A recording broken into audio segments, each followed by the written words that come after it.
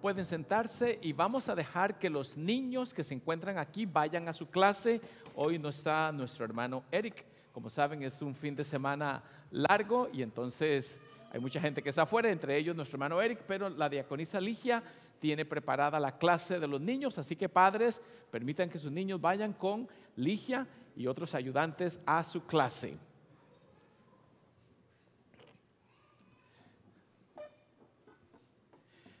Vamos a dejar que terminen de salir los niños por allí. Y créanme que la pasan muy bien y los niños se extrañan cuando no les damos la clase por X razón. Así que es un momento educativo muy crucial, muy importante. Que la gracia, la paz y la misericordia del Señor Jesucristo sea con cada uno de ustedes, ahora y siempre. Amén. Ok, he venido hablando acerca de cómo trabaja Dios, el poder de Dios en acción. Y he querido poner esto de una forma equilibrada para no enviar un mensaje erróneo, en el sentido de que aunque Dios pudiera hacer milagros, Él puede definitivamente, no cabe la menor duda, y los ha hecho. Dios normalmente no está haciendo milagros cada día, en el sentido de que uno no ve cosas de la naturaleza que completamente rompan el curso natural del orden en que vivimos. Y eso implica que Dios utiliza más bien hombres y mujeres como usted y como yo para enviar un mensaje, para cumplir sus propósitos. Esa es la forma en que Dios trabaja normalmente, lo cual no quiere decir que Dios de vez en cuando quiera romper ese orden de la naturaleza para enviar un mensaje claro. A veces hace algún milagro que trasciende las leyes de la naturaleza, y eso es parte de lo que he querido decir, de que un milagro no es solamente algo que uno ve maravilloso como la linda naturaleza, lo cual es impresionante de por sí. Pero propiamente definido, un milagro es cuando se altera el orden, el curso, las leyes de la naturaleza y sucede algo extraordinario. Eso es un milagro propiamente dicho. He dicho en otros momentos de que aunque vemos cosas alrededor, que una persona tal vez se sanó después de haber sufrido una larga enfermedad, normalmente hay intervención humana en el sentido de que están los médicos, la medicina, la ciencia, la tecnología involucrada, y eso es bueno, definitivamente. Entonces Dios trabaja a través de seres humanos como usted y como yo. Otra cosa que he mencionado brevemente en esta serie de mensajes es el hecho de que nosotros hoy vemos la estructura de la iglesia. Digamos, uno puede venir a esta iglesia, no sé cómo llegó usted a esta iglesia, normalmente fue una invitación de un amigo, un familiar, otros quizás manejaron y vio que decían que había iglesia en español, etcétera, pero uno está acostumbrado a ver todo esto. Ese bonito templo donde tenemos, como hemos dicho, bancas cómodas, un lindo piano, tenemos la tecnología proyectada acá, aire acondicionado, pero la iglesia ha vivido prácticamente 2000 años sin nada de eso. Esta estructura que usted ve, esta forma de estructura es relativamente nueva. Empezó a suceder probablemente hace como 500 años que se empezaron a construir estas catedrales que se llaman catedrales góticas. Góticas quiere decir que se elevan. Usted ve que tiene esa estructura que nos invita como a ver hacia el cielo. Y normalmente, digamos, se eleva el púlpito. Normalmente en el tiempo pasado uno predicaba desde acá, y a uno lo eleva de alguna manera porque quiere dar la sensación de que venimos a un momento importante. El pastor, como está en otra condición más baja, pues desciende hasta acá. Pero ese es el propósito, de que esa estructura arquitectónica es relativamente muy nueva. La iglesia, casi por 1500 años, era una iglesia que se reunía en casas. Y en una casa, he dicho muchas veces, ¿cuántas personas pueden caber? 20, 30, 50. Ver una iglesia de 100, 120 personas era algo inusual, completamente inusual en la antigüedad. Y no tenían las comodidades que tenemos hoy de ninguna manera. No había nada de eso, es obvio. Pero todo eso lo digo para que usted se ponga a pensar cómo se sostuvo la iglesia, cómo fue empujada a llegar a ser una fuerza dominante en el mundo, cómo fue que llegó a influir toda la civilización, especialmente la civilización occidental, pero aún más allá. Y he venido tratando de dar algunas pistas basados en el libro de los Hechos para que usted vea cómo fue los humildes orígenes de la iglesia y cómo se mantuvo así por miles de años, de hecho por mucho tiempo, sino hasta época muy temprana que tenemos, como decíamos, todas las comodidades que hoy tenemos. Hoy quiero subrayar de que Dios utiliza la gran comisión. Ya voy a hablar de ese tema, la gran comisión, que básicamente significa ir a compartir el evangelio. Eso es lo que en esencia significa la gran comisión.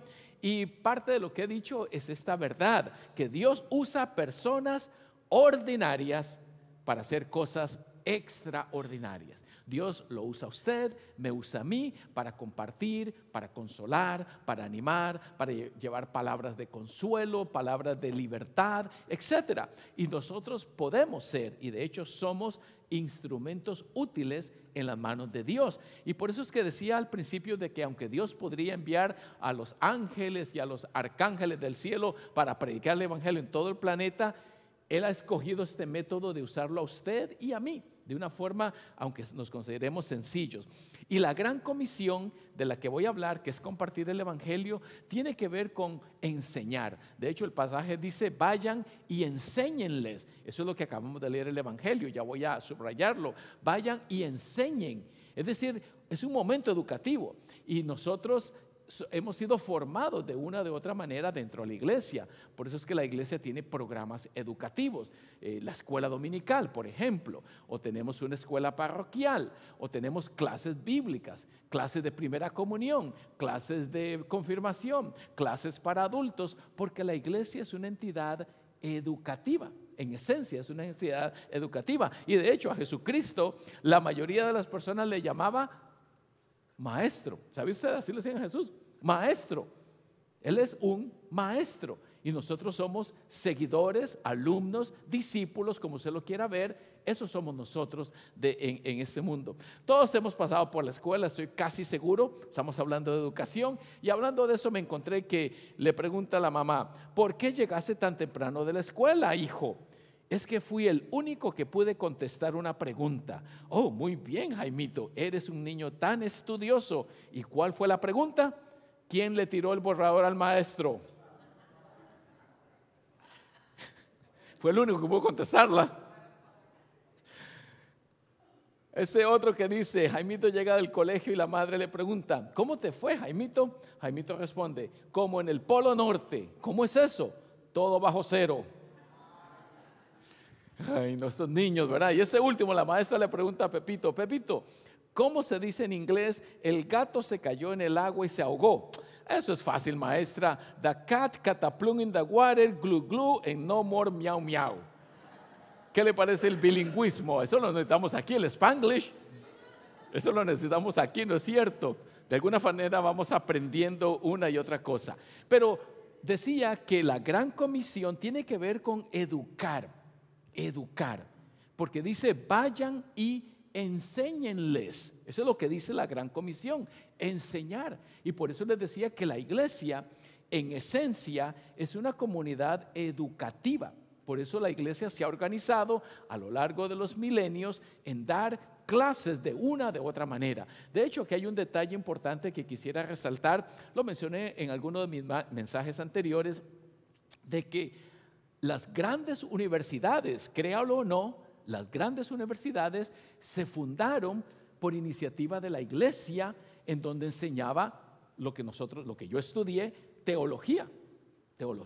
Todavía usted puede ir a las grandes universidades de hoy, como se puede ir a Harvard, puede ir a Yale, puede ir a la Universidad de Stanford, y usted va a encontrar facultad de teología todavía allí, porque casi siempre fue la base sobre la que se fundó la universidad. Se puede pensar en la Universidad de Cambridge, por ejemplo.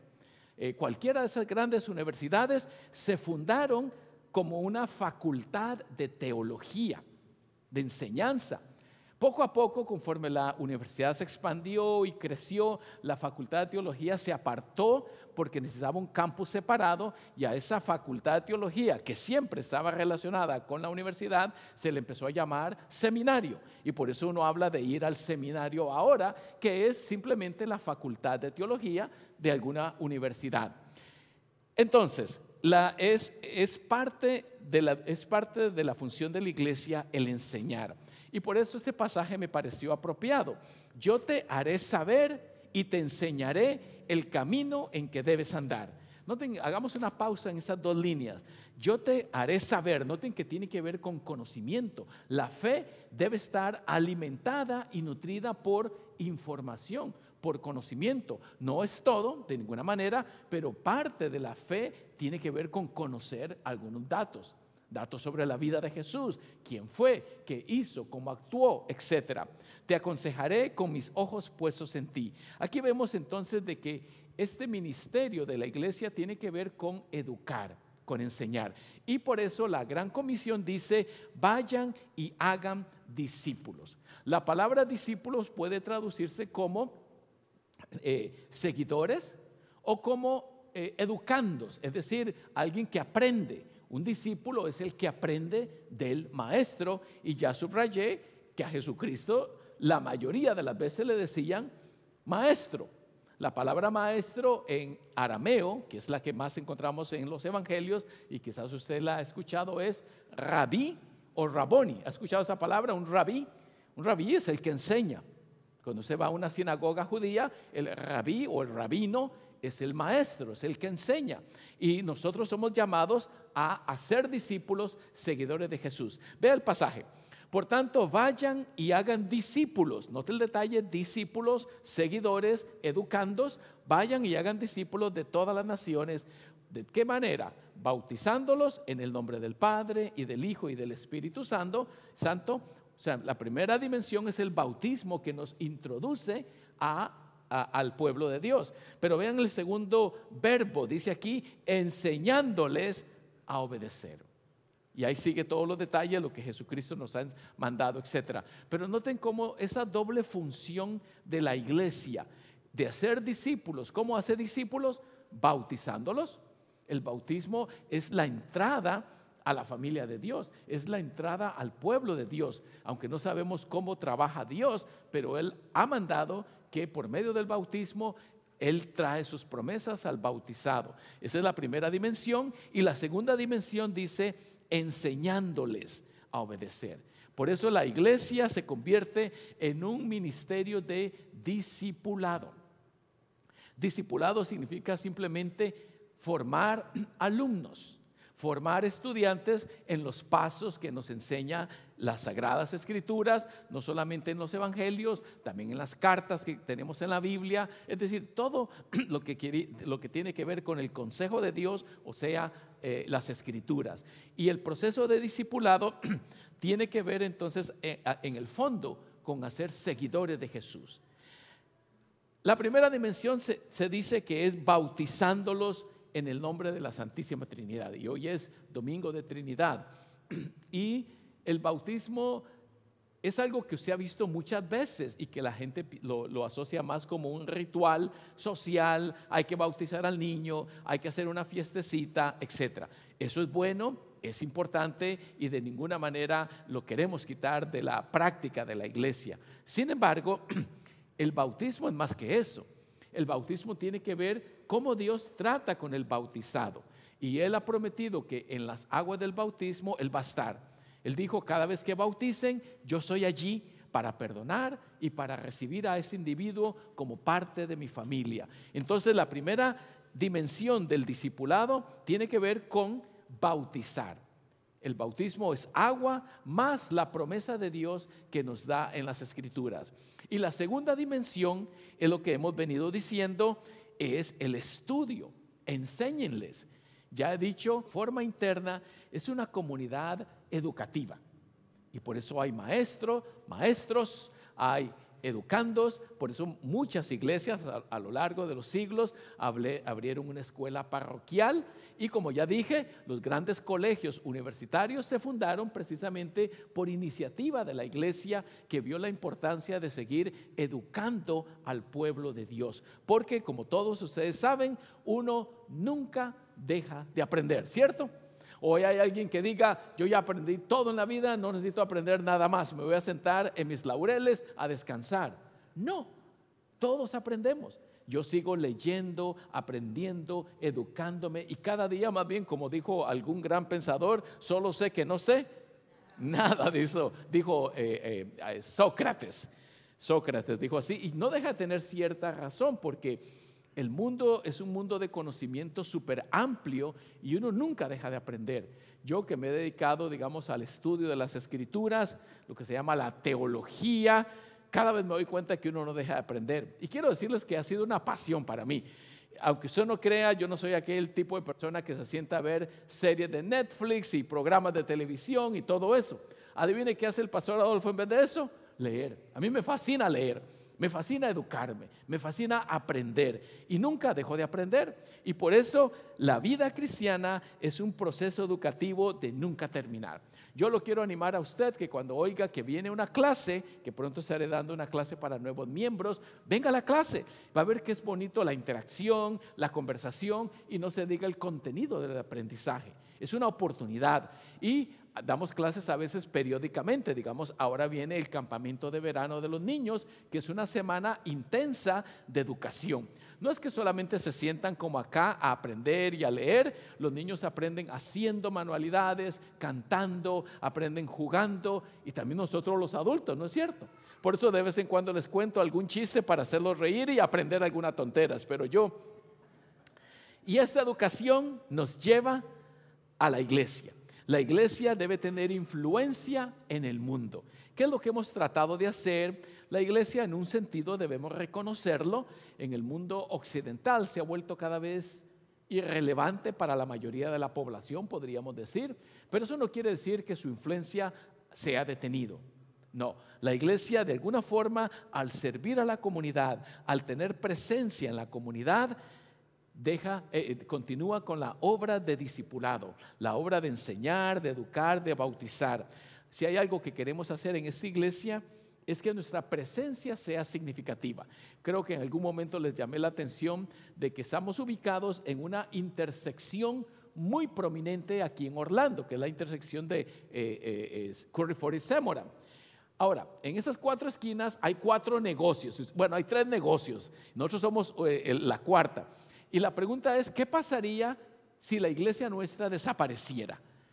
¿Lo sentiría la comunidad? Digamos que por X razón hubiese que cerrar la iglesia.